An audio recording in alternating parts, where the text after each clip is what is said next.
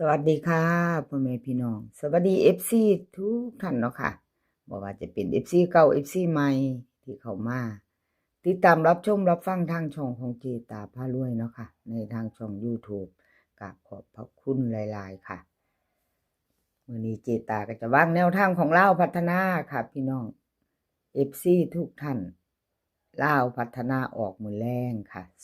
20:30มาไปลุ้นกัน มาลุ้นกันเนาะค่ะกับลาวพัฒนาคือเก่า20:30คลิปนี้เจตาก็จะมีซีเซียนคือเก่าค่ะจะมีของเจปากแดงเลขล็อกอุดรเลขล็อกหนองบัวแล้วก็ล็อกเทียนทะเลค่ะ4ท่านเนาะ FC มีผู้ใดอยู่ในใจติดตามผู้ใดไว้เนาะค่ะเตรียมแคปหน้าจอมาลุ้นกันชอบของผู้ใดก็จัดของผู้นั้นเนาะค่ะเอาของผู้นั้นพิจารณาชอบก็จัดเนาะค่ะขัดก็ผ่าน4ท่านในใจของไผของมันเนาะพี่น้องเนาะเอาเจ๊ปากแดงค่ะเจ๊ปากแดง18711ค่ะล่างของเพิ่นเข้าไป8อยู่2ตัวมา1ตัวเนาะค่ะ2ตัวมา1ตัวเจ๊ปากแดงของเพิ่นหลุดไปให้เบิ่ง3งวดค่ะพี่น้องชัดเจนหลุดคือหลุดเนาะขอโทษขออภัย FC ของเจ๊ปากแดงเนาะค่ะที่แนวทางเพิ่นหลุดไปขออภัยแทนเพิ่นเนาะแล้วก็เจตาขอบบุญขอบคุณเจ๊ปากแดงค่ะที่ให้แนวทางมาตลอดเนาะเพิ่นให้แนวทางมาวางทางช่องของเจตาตลอดขอบพระคุณเป็นอย่างสูงค่ะเลขทุกตัวเอามาวางเพื่อเป็นแนวทางโปรดใช้วิจารณญาณในการรับชมเป็นอย่างสูงเนาะค่ะมีเขามีรุดเนาะรับชมรับฟังเป็นเพียงแนวทางเนาะค่ะเอาเจ๊ปากแดงค่ะ FC มาลุ้นกันต่อไปใหม่มื้อนี้วันที่12เป็นวันพุธ20:30ลาวพัฒนาออกค่ะวิ่งรูดค่ะเจ๊ปากแดงเพิ่นให้มา2กับ4 2ตัว4หางค่ะ28 27 46 47เบิ้ล22 44 3ตัว4หางค่ะ3ตัว3หางเห็นเลข4ได้นี่พี่น้องไปแล้วปากเห็นเลข4 3ตัว3หางค่ะ3ตัว3หาง427 282 246ค่ะวิ่งรูดเพิ่นเด่น2เด่น2ร่อง4ค่ะ2หาง2ตัว27 47 3ตัวค่ะเน้นหางเดียว246ค่ะเอาแคปหน้าจอค่ะไผจะไปต่อกับเจ๊ปากแดง FC ของเจ๊ปากแดงไผจะลุ้นต่อเนาะขอบบุญขอบคุณที่เขามารับชมรับฟังเด้อค่ะ FC มาไปต่อค่ะมาไปต่อเป็นของใครเลขล็อกอุดรค่ะล็อกอุดรเพิ่นเข้าไป11เด้อค่ะ FC เลขล็อกอุดรเป็นจังใดน้อมีไผใดไผหมานน้ำเพิ่นบ่ค่ะวิ่งรูด1เนาะวันที่10ที่ผ่านมา18711ล่าง1ทั้งบนทั้งล่างเนาะค่ะเพิ่นก็เข้าไป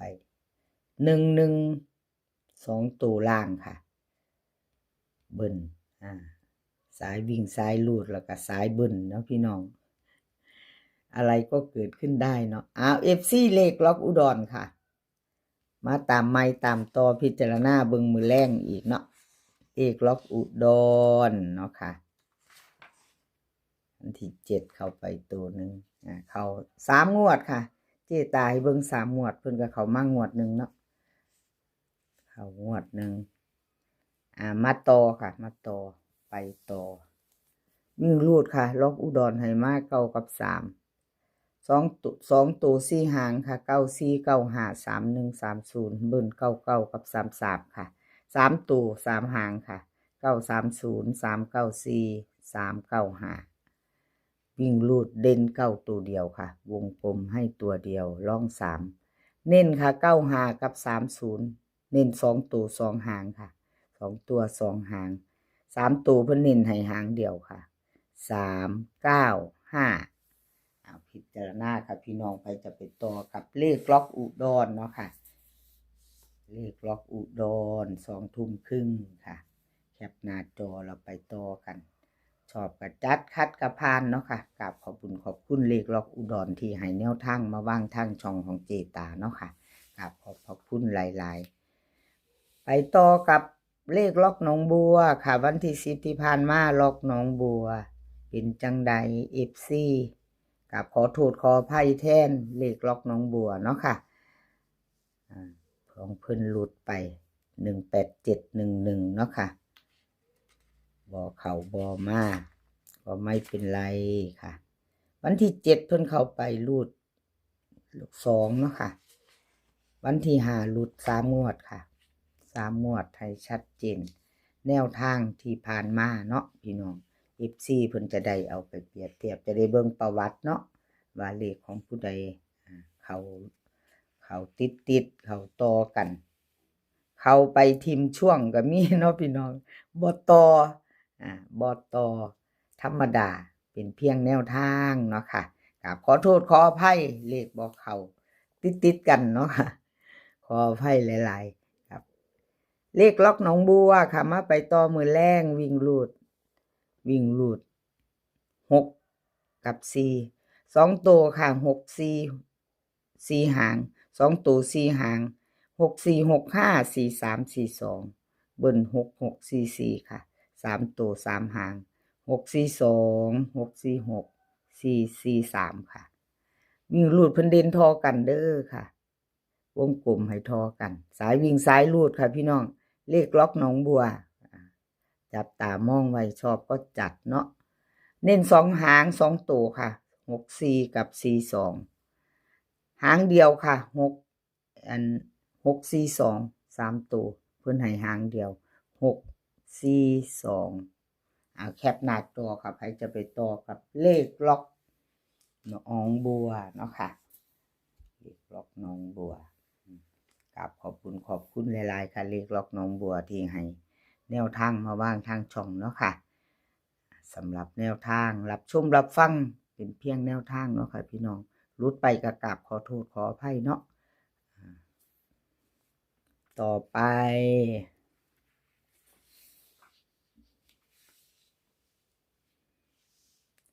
ล็อกเทียนทะเลค่ะล็อกเทียนทะเล18711ค่ะวันที่10ที่ผ่านมาล็อกเทียนเป็นจังใดล็อกเทียนหลุดไปค่ะวันที่7หลุด3งวดติดค่ะพี่น้องขอโทษขออภัย FC หลายๆเด้อค่ะที่แนวทางบ่เข้าบ่เดินเนาะขออภัยหลายๆ3งวดเฮาก็มาไปต่อไปใหม่ให้กำลังแรงใจซึ่งกันและกันคือเก่าค่ะแล้วก็กราบขอบคุณล็อกเทียนทะเลค่ะที่ให้แนวทางมาว่างทางช่องของเจตาตลอดมาเนาะค่ะกราบขอบพระคุณเป็นอย่างสูงวิ่งรูดค่ะวิ่งรูดงวดวันที่12มื้อแรงนี้เพิ่นให้มาแล้ว1กับ7 2ตัวค่ะ4หาง16 15 74 73เบิ้ล11กับ77ค่ะ3ตัว3หาง174 715 737ค่ะวิ่งรูดเด่นทอกัน1กับ7 2ตัว2หางค่ะเพิ่นเน้น15กับ74ค่ะ3ตัว1หาง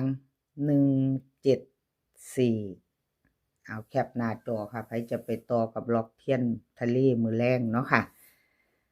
คลิปนี้ก็ขอให้พี่น้องโชคดีกันทุกคนกับลาวพัฒนามือแรง20:30ค่ะมื้อนี้ขอให้มีความสุขขอให้สุขภาพร่างกายแข็งแรงกันทุกคนเดินทางไปไสก็ขอให้ปลอดภัยค่ะเดินทางไปก็ขอให้มีโชคเนาะกลับมาก็ขอให้มีชัยคลิปหน้าพ้อกันใหม่ค่ะคลิปหน้าพ้อกันใหม่กราบขอบพระคุณหลายๆที่เข้ามาติดตามรับชมรับฟังคลิปนี้ค่ะสวัสดีค่ะ